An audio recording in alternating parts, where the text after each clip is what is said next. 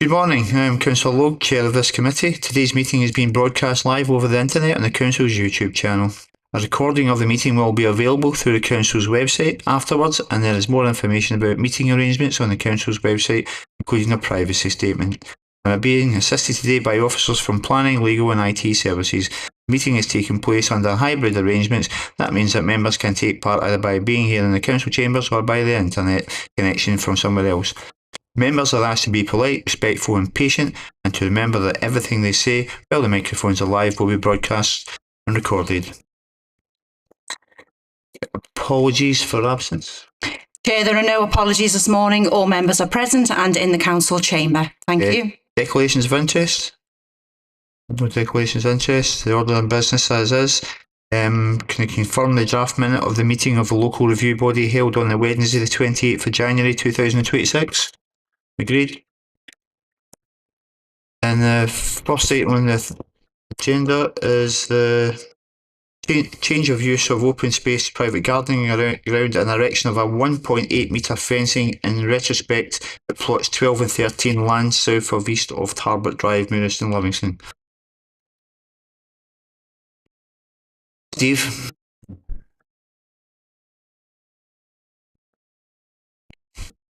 This review relates to the refusal of planning permission to extend the gardened area of two houses, and it's achieved by annexing parts of a central area of open space within a recently built residential development southeast of Tarbert Drive, Muirston.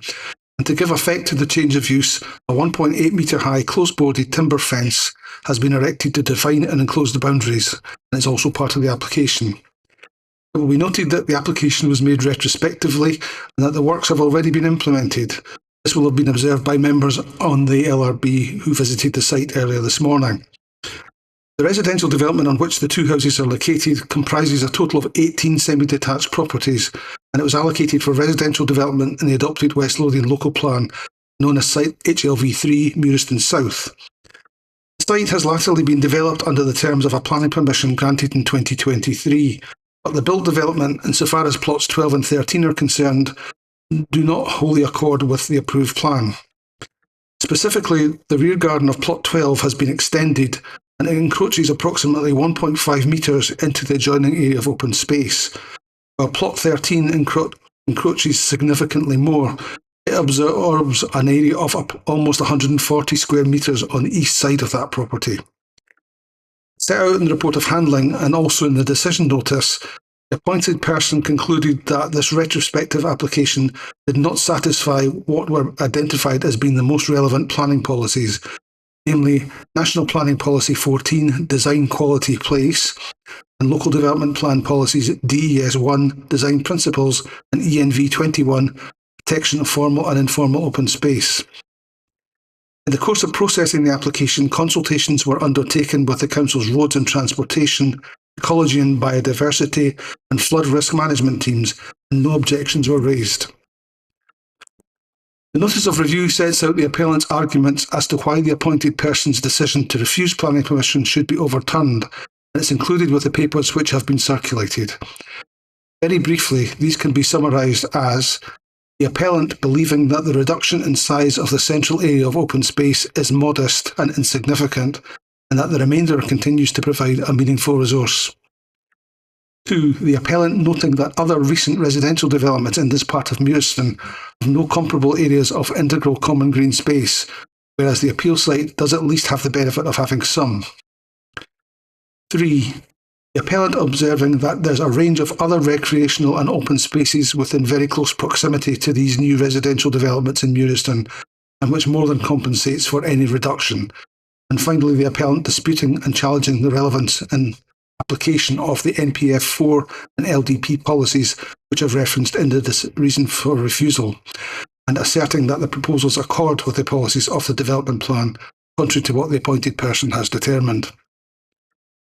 Members will note from the notice of review that no new matters have been submitted by the appellant. That was not before the appointed officer. Finally, neighbour notification was undertaken as required, and one representation was received from Muirston Community Council regarding the erosion of open space. It's also critical of the fact that no proposals to augment tree planting within the open space are proposed. And Livingston Community Council has also taken the opportunity to respond to the notice of review, and their most recent letter of 11th February has been circulated, which essentially reinforces their objection. The LRB must determine the review in accordance with the development plan unless material considerations indicate otherwise.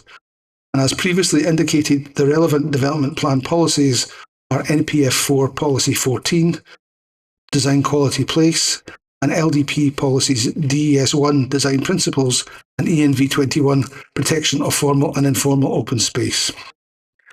It's also suggested that other legitimate material considerations include the Council's supplementary guidance, the Residential Development Guide, which addresses the subject of open space in residential areas.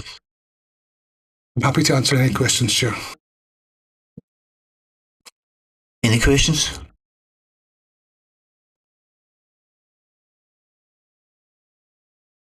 No questions? Any comments? No comments? Would anybody like to move a position?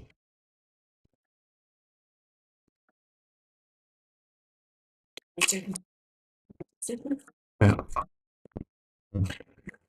On the view of the area, I've actually basically probably need to be guided by others to how they vote, because I'm kind of sitting on the fence on this one. Is in one way it's the fence is the area is wide open. There's a lot of space area. It's in a next to the Livingston Trail, so there's no, it's not taking away any excessive greenery away. It's got more greenery in the area because I used to live in the area. But one of the areas doesn't look detrimental. One of those plot sizes, one of them has a very large. I've not really got a view on it at all. I can't say, although it does. In some respects, the fence height is at the front of the housing. Plot 13 is considerably higher for the, although it's meant to be a back fence, it should be lower at the front. But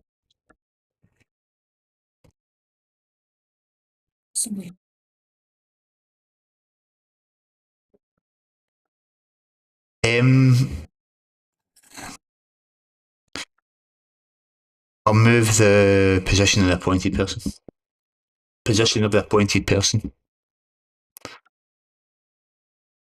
you have any other? Do you have a seconder? I says I'll move the position of the appointed person. Okay.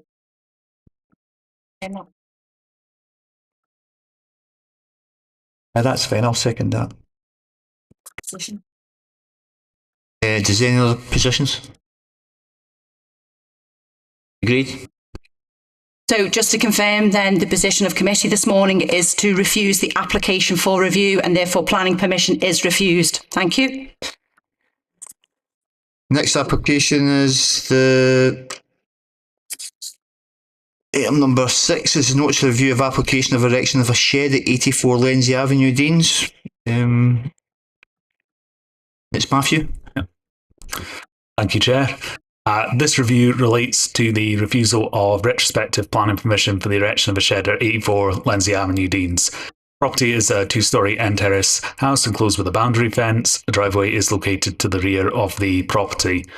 As set out in the report of handling, the shed is located at the front garden of the property. It is 0.5 metres from the shed boundary and has a 12 square metre footprint. The shed has an overall height of 3.15 metres, the overall height taking account of a level change within the garden. Appointed officer's view is the overall height and proximity to the shed boundary results in the shed appearing dominant and overbearing, with a significant impact on residential amenity of nearby properties. In addition, due to its scale and elevated positioning, the shed is highly visible at this part of Lindsay Avenue. The appointed officer concludes there is a negative impact on the street scene and overall visual amenity of the area. Consequently, the appointed officer found the proposal to be contrary to LDP Policy DES 1 and NPF 4 Policy 16, as well as the Council's House Extension and Alteration Design Guide.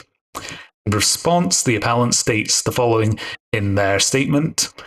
Property has an atypical layout. Although the outbuilding is described as being in the front garden, this area does not practically function as a front garden in visual and practical terms due to not being at the principal street frontage.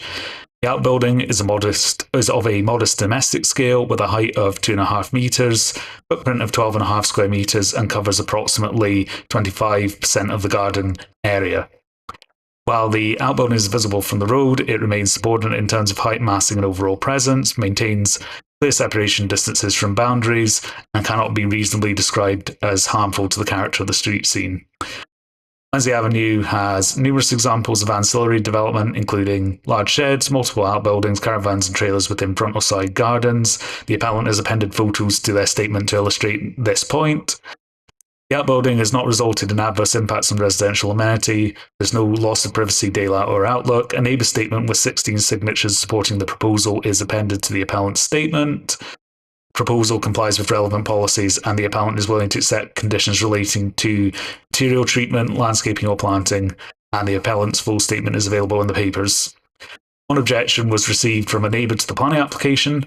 In summary, this objection raises the following material points. Shed conflicts with planning policy, notably policy Des 1 design principles due to the front garden siting being out of character with the surrounding area. The outbuilding is a habitable structure and not a shed, and the impacts on neighbouring amenity, there is impacts on neighbouring amenity through loss of daylight and drainage issues. Just for clarification, drainage issues in this case are a matter for building standards, not planning. No representations were made to the review. Local review body must determine the review in accordance with the development plan, unless material considerations indicate otherwise. The relevant development plan policies are noted on page 2, section D of the covering report. The Council's house extension alteration design guide is a material consideration. Main issues for a local review body to consider are the visual impact of the shed and its impact on residential amenity. No conditions are recommended if members are reminded to allow the review. Happy to take any questions, Chair. Any questions?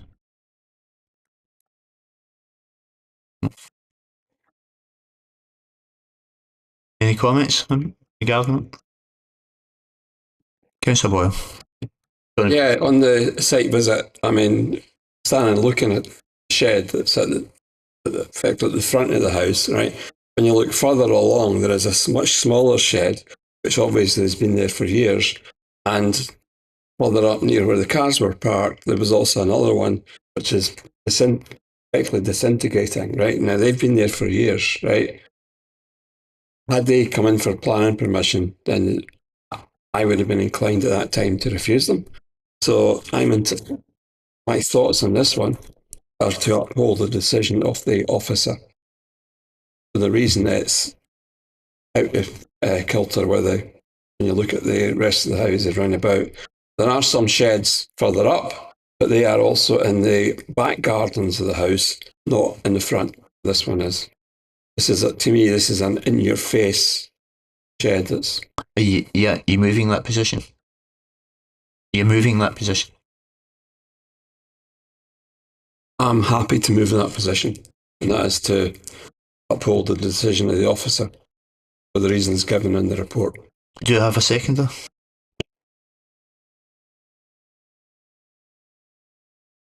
Councillor Tom Conn. I'll formally second, Chair, thanks. Thank you. Any other views? Alternatives?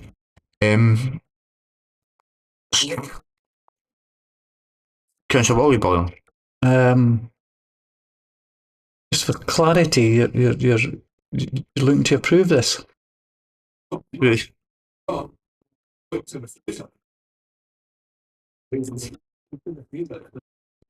Report upholding the officer's decision.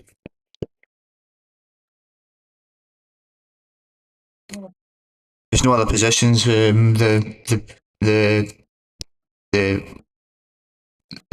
appointed person's position is upheld. So yes, just to confirm, Chair, the decision of committee is to refuse the application for review, and therefore planning permission is refused. Thank you. Thank you very much for attending the meeting. Thank you.